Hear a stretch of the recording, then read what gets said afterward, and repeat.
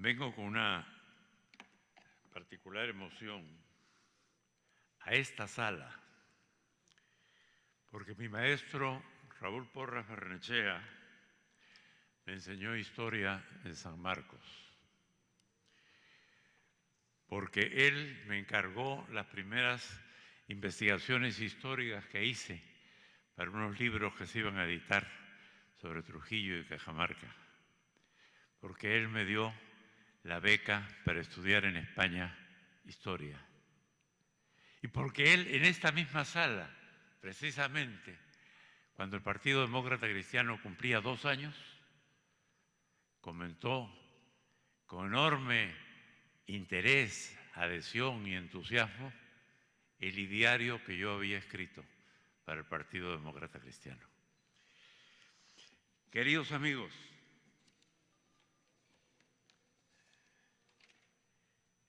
mi primera palabra es una que algunos olvidan: gracias.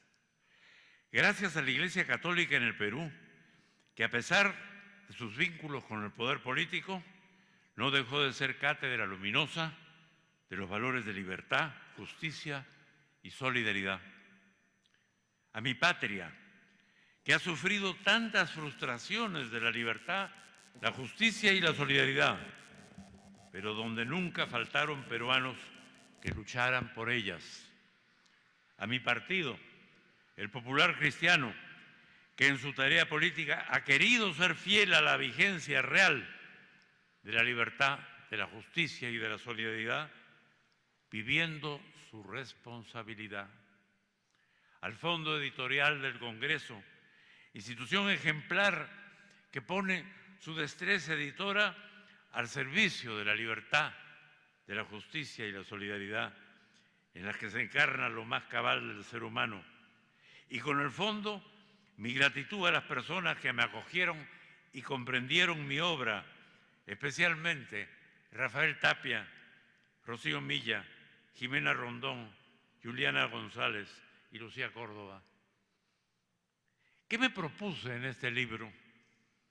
Leí en una carta de San Pablo, cuando se proclamó el Evangelio entre ustedes, no hubo solo palabras, sino además fuerza del Espíritu Santo y fruto abundante. Y pensé que sí es importante estudiar lo que hacemos nosotros de la fe, cómo la entendemos, la reducimos, la monopolizamos, eliminamos todo lo que no es de ella. Lo decisivo es no olvidar lo que hace la fe en nosotros, cómo somos en virtud de ella. En cursos de formación cívica no quise hacer la historia de la Iglesia en el Perú ni de su prédica de los dogmas, sino de su enseñanza moral, de su concepción de la persona humana, de sus derechos y deberes sociales, de la autoridad y su responsabilidad. No podemos ignorar al ser humano y reducirlo solo al juego de los intereses políticos, como quiso Maquiavelo, o al conflicto de los intereses económicos, como postularon Adam Smith o Marx. Para corregirlo, Maritain proclamó el humanismo integral, que es el alma de lo que llamamos economía social de mercado, donde lo social no es mero asistencialismo, y de lo que podemos llamar democracia social de sufragio. Alma de humanismo integral que consiste en la responsabilidad moral de nuestros actos, de la índole que sean, nuestros deberes con nosotros mismos y con todos los otros. Sin esa responsabilidad global, la persona se convierte en tirano y el prójimo en enemigo. ¿Cómo vencer el despotismo y el odio? Esta es la motivación sustancial de mi obra. En este libro y en la acción política, fundar la libertad en el deber y el deber en el amor. Y para eso, explorar lo que la semilla de los valores cristianos produjo o no de fruto en nosotros. ¿Cuándo sí y por qué no? Para saber a qué debemos dar permanencia y qué debemos enmendar. Por eso encaro a la vida misma para responder a 2 preguntas: se enseñaron los valores cristianos, la responsabilidad de las cátedras. Determinaron acciones, responsabilidad de los políticos. Por eso el título, Siembra. ¿Cómo fue? Desde que en 1532 llegaron los frailes dominicos y desde entonces hasta hoy, convicción. ¿Cuándo la conducta política fue fruto de esos valores? Peripecia. Encontrar en el azar de su aventura las coherencias y las divergencias entre los principios que se programaban y los comportamientos que se comprometían con ellos o los traicionaban. Ortega Gasset ha dicho que lanzarse al alta mar de los principios es una tarea siempre problemática, pero ineludible. Añado, tarea tremendamente urgente entre nosotros.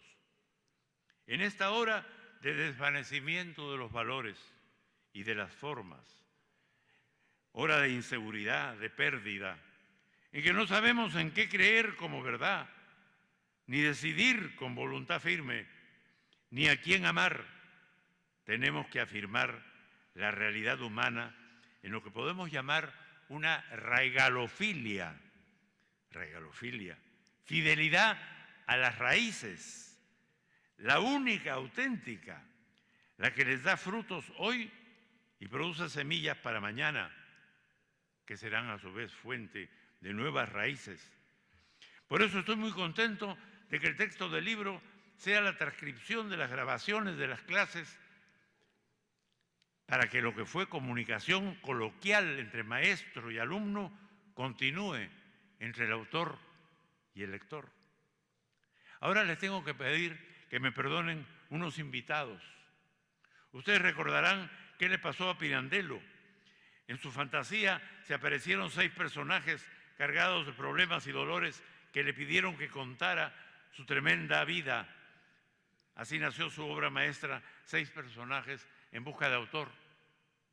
Me ha pasado algo similar. En los vericuetos de mi memoria se me han aparecido varios testigos sustanciales de los valores sociales cristianos que por razones de brevedad no mencioné en mis clases y sin los cuales el casting, el reparto de este drama de mi obra estaría incompleto. Son imperdibles, como se dice ahora, en esta yapa. Por eso, con la venia de ustedes, les voy a dar la palabra. El primero, no se asusten, no son muchos, pero no podemos cometer la injusticia de olvidarnos de ellos. El primero, el Papa San Pío V, en 1566, cuando Lima apenas tenía 31 años, le da al nuncio en Madrid unas instrucciones de cómo debía ser la evangelización en la América recién conquistada por España. Y le dice el Papa al nuncio en Madrid que cuide que la monarquía española, en aquellos países donde se puede decir plantada la fe católica, no se debe dejar el corazón de esos hombres como una nueva planta que se vuelve árida por defecto de cultivo o se enfríe, sino que se debe procurar con vigilancia que se lleve a la verdadera perfección, la semilla católica. ¿Para qué la vigilancia? ¿De qué perfección está hablando el Papa? Primero, las autoridades del Perú deben seguir fielmente las leyes de Indias, no puestas tal vez hasta el presente en ejecución por sus ministros contra la buena fe de quien los enviaba. Gobernantes que acá, a miles de kilómetros de Madrid, no cumplían con el propósito humanista de las leyes de Indias. Los predicadores, decía el Papa, además de la doctrina, den claro testimonio de nuestra religión cristiana, que no malogren con el ejemplo aquello que pretenden con la palabra. Y entonces, que no haya demasiada avidez de acumular riquezas, que no se permita que ninguno de los señores se sirva de los indianos como esclavos, que los indígenas reciban la merced convenida a su satisfacción. el pago por sus servicios, y que los inferiores, esto es cita textual del Papa, sean oprimidos y puedan entonces confiadamente recurrir a la justicia sin dejar impune la opresión de los pobres. Son palabras de ese Papa. El cronista indígena Pachacuti, esto es estupendo. Su nombre es una expresión detonante de mestizaje. Su nombre completo es Juan de Santa Cruz Pachacuti Yamquis Alcamaigua. Y escribe una relación de antigüedades del Reino del Perú que Pierre Dubiols califica visión teológica cristiana de la historia del Perú. Se me adelantó varios siglos. Él recoge una antigua leyenda de que había habido aquí en el Perú una antigua prédica cristiana. Y él cuenta la vida del imperio incaico como una constante pugna entre el monoteísmo y la idolatría, atribuyendo los logros de buen gobierno en el imperio al predominio de los valores cristianos, que quedaban soterrados debajo de la idolatría indígena, estos viejos principios que se habían enseñado en el Perú. El jesuita segoviano Diego de Avendaño publicó en 1968 varios tomos en que puntualiza las obligaciones de las autoridades, desde el virrey y el Consejo de Indias, y cuestiona a este teólogo, que es un jesuita, ¿no?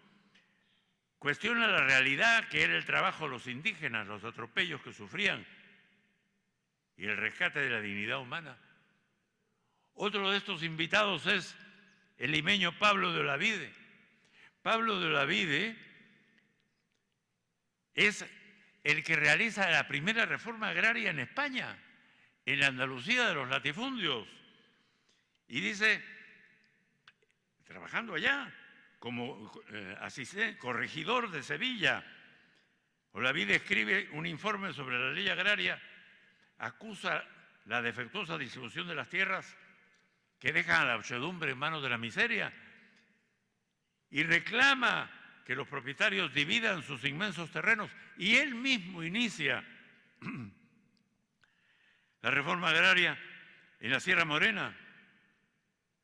Y el mismo año, 1767, presenta un informe sobre la reforma universitaria en España, a las luces de la Ilustración de entonces, donde postula una universidad como la reclamamos hoy en el Perú, de nuevo, porque su imagen de la universidad se cuenta que llevó los estatutos de San Marcos a las universidades españolas, postula una universidad libre en la elección de sus miembros, cuyo cuerpo moral está integrado por catedráticos, graduados y escolares, nada más, y que no tengan rentas que necesiten de administración, porque es poco apropiado, son sus palabras, para un cuerpo dedicado a las ciencias. Y hoy, nuestras universidades, sociedad anónima,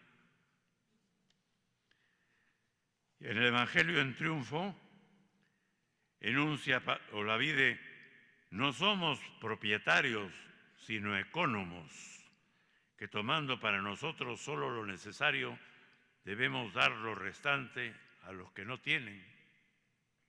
Esta es una vieja exigencia de la Iglesia, el concepto del catolicismo sobre el derecho a la propiedad privada. Y añade Olavide, la religión cristiana es la única que puede despertar a los ricos de ese letargo, la única que puede restituir al pobre su dignidad de hombre.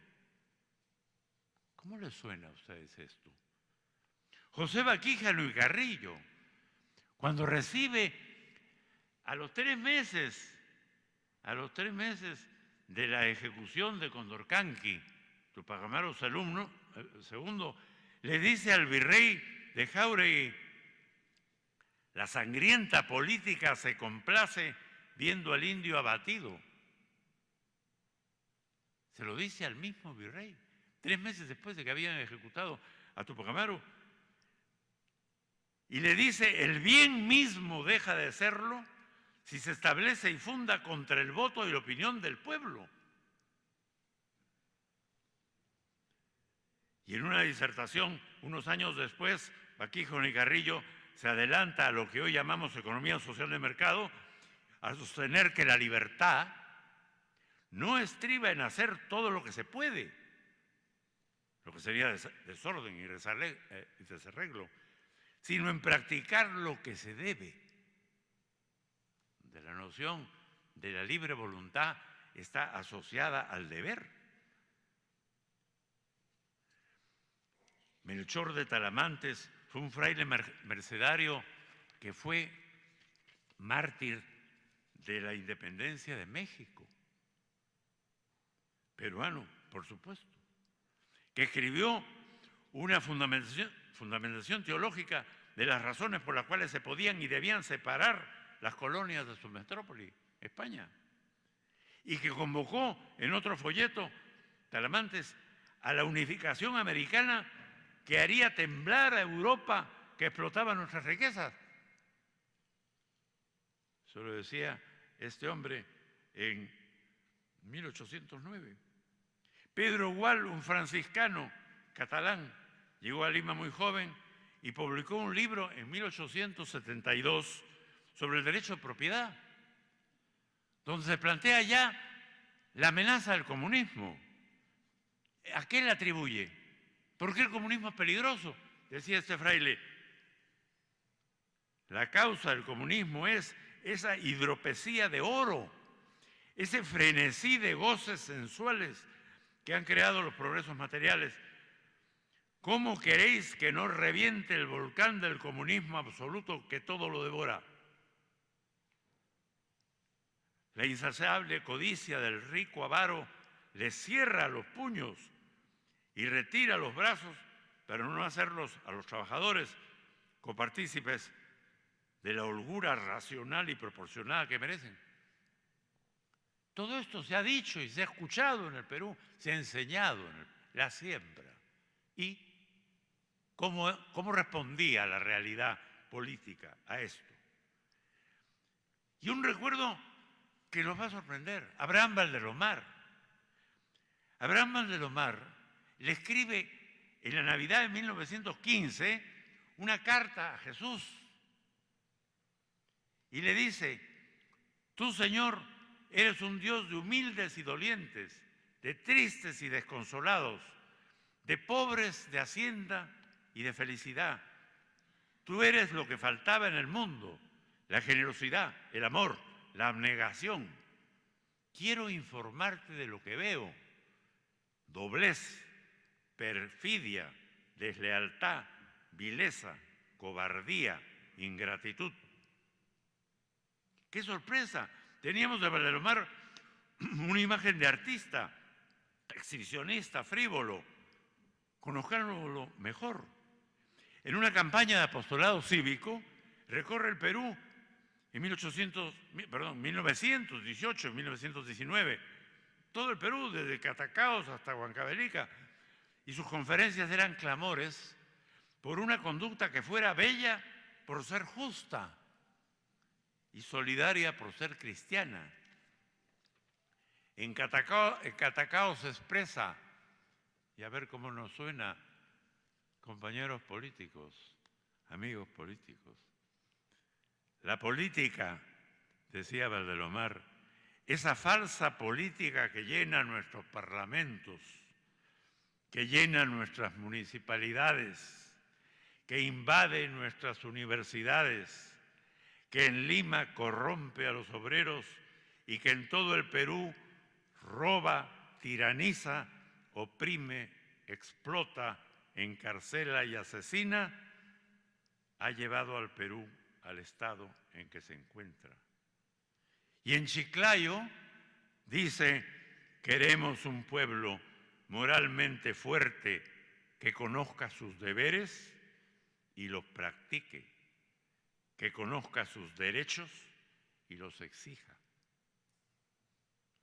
Raúl Ferrero Rebagliati, quiero evocar especialmente su conferencia del año 35 y Diario Social Católico, en que encontramos este párrafo valiente también, denunciante. Decía Ferrero: la única base sólida de toda nación, una intensa vida espiritual. Solo así podrá combatirse con feliz éxito las ideologías antiteológicas y antimetafísicas que hoy se propagan gracias a la culpable indolencia de quienes se llaman católicos sin tener el valor de defender su elevada doctrina.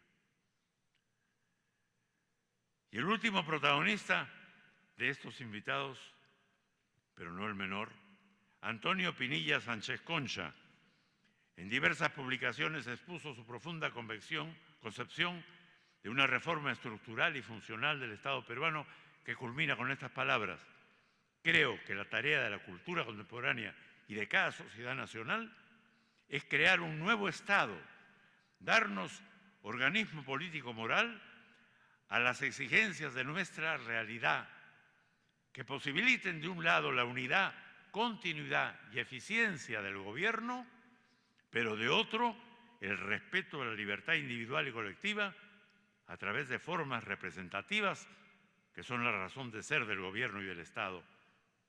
Una observación: es muy curioso que a varios de los mencionados, y a algunos en el libro, algunos críticos los deforman y menosprecian, mirando con prejuicio sus intenciones y destruyendo así la significación de su aporte. Baste decir ahora que queda firme su ejemplo. Su voz no era tímida y todos se comprometían personalmente con lo que sostenían. Su presencia hoy, por tanto, no es por un alarde mío de erudición, sino por cumplir un deber de memoria. La memoria tiene responsabilidad. Por eso, el rescate de esos hombres señeros, a ese rescate tengo que añadir la mención de nuevos entes sociales benefactores. En la tarea formadora, el Movimiento de Educación Popular Fe y Alegría, y en la acción social de la Iglesia, Cáritas del Perú. Como es evidente, esta investigación histórica no está completa. Es una exploración de la historia del Perú para abrir el apetito, para abrir pistas a la investigación. Su atención se ha dirigido especialmente a las conductas en lo político y en lo económico. Falta mucho. ¿Cómo he orientado mi camino?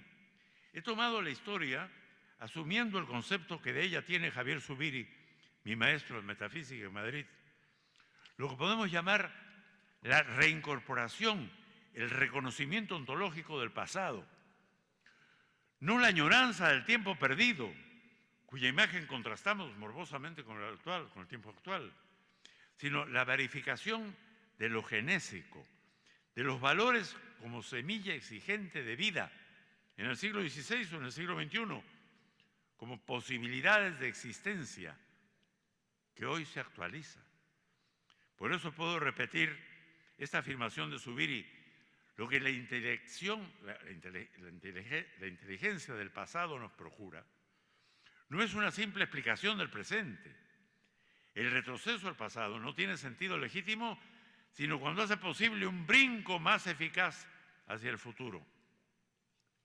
Es decir, que los valores vistos y vividos como germen de futuro, como concreta realización de nueva y mejor existencia, porque postulan, reconocen y promueven la dignidad de la persona humana.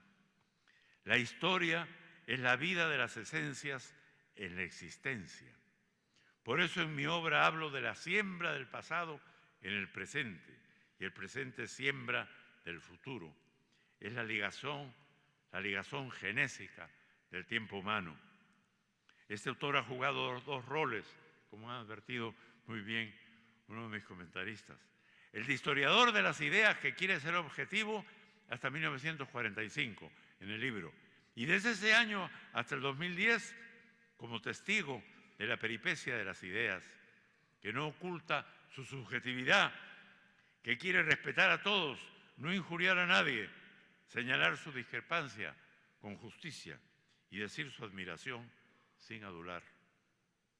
He aprendido y enseñado que la política no es una aventura por el poder, ni una travesura con el poder, sino un derecho para cumplir con un deber, el bien común, que no nos la perviertan. Espectáculos públicos nos invitan a reír, a llorar o a indignarnos por nuestra historia. No son las actitudes que deben predominar, aunque a veces sean inevitables. ¿Qué metas comunes nos trazamos o dejamos de hacerlo? ¿Qué las motiva o las ahuyenta a esa posibilidad de vida común? Nuestra realidad de pueblo nos exige conocimiento, reflexión y aprecio de lo que somos y cómo somos para ser mejores. Unas palabras de Gunnar Myrdal, economista sueco, Premio Nobel de Economía, expresan con fuerza dos convicciones mías que han hecho nacer este libro. Dice Myrdal, el porvenir no se nos aparece como un destino ciego, está condicionado por nuestra responsabilidad. Nosotros tenemos el poder de analizar los hechos y de poner en obra de manera racional las consecuencias de nuestros ideales. Termino entonces con unos párrafos que escribí cuando preparaba mi tesis hace 60 años, hasta ahora inéditos, y que, como ustedes verán, tienen una misteriosa actualidad. Un resultado concreto de este trabajo, entonces, pensando en mi tesis, es tener ya una clara conciencia de nuestra indigencia política a la luz de una consideración cristiana y democrática a la vez de nuestra vida. Una definida valoración del grave deber de encarar las amenazas del futuro en lugar de refugiarnos con temor en los métodos del pasado. Es hora de meternos en obra para terminar con la desesperanza del pueblo y con la indiferencia de la burguesía. Ante estos dos gigantes, esa indiferencia y esa desesperanza, nuestros mayores esfuerzos no pueden ser insignificantes. Muchas gracias.